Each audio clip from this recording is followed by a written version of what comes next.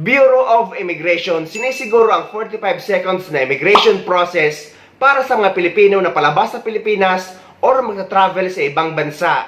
Pero ito ang hinihingi nila. Ano sa palagay nyo dito, guys? Bureau of Immigration, ako! Di na ho kayo hahanapan ng mga pictures ng lola ninyo.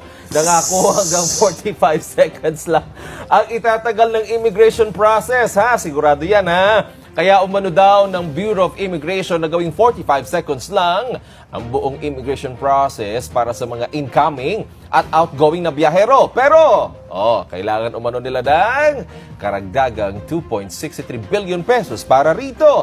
Ayon ho kay Deputy Speaker of the House Ralph Recto, bahagi ng hirit na karagdagang pondo para sa 2024 budget ng ahensya. Ang pangako nitong paikliin ang immigration process.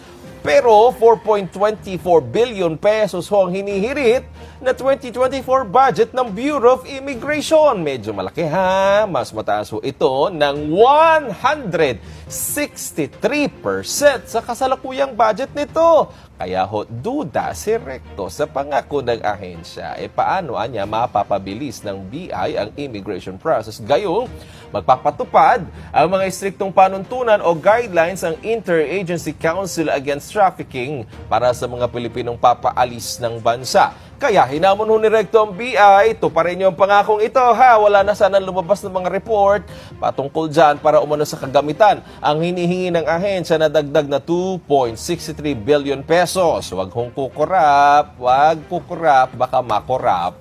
Anya, anuman ang sistemang mapipili ng BI, dapat itong makapagsala o filter out ng mga undesirables tulad ng mga undocumented worker para sa POGO, Philippine Offshore Gaming Operators, nang hindi nagdudulot ng abala sa mga lehitimong Pilipinong biyahero. Ayon po kay Recto, dapat ipilit ng Kongreso na simulan ang pagbibilang ng oras sa pagpila pa lamang ng pasahero sa immigration line at hindi sa simula ng pagtayo niya sa harap ng immigration booth.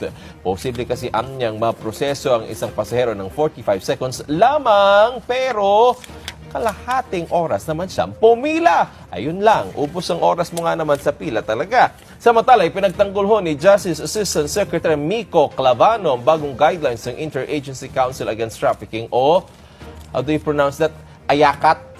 Tama ba? Hindi anya ito binuo para panghimasukan ng pribadong buhay ng mga mamamayan o hadlangan ng kanilang pagbibiyahe. Yung right to travel ang sinasabi, di ba? Binuoan niya ito para labanan ang lumalalang problema sa human trafficking. Nanawagan din ho si Clavano sa mga umaalis sa Pilipinong biyahero, lalo na ho sa mga overseas Filipino workers. Sundin ho ang binagong AYACAT guidelines sa pamamagitan ng pagkahanda ng kinakailangang mga dokumento bago magtungo sa immigration counters sa mga paliparan. Sana maaprubahan na ang sinusulong ng mga senador na dapat maibalik or ma-reimburse ang lahat ng mga ginastos ng mga lehitimong traveler na Pilipino pero na-offload sa immigration.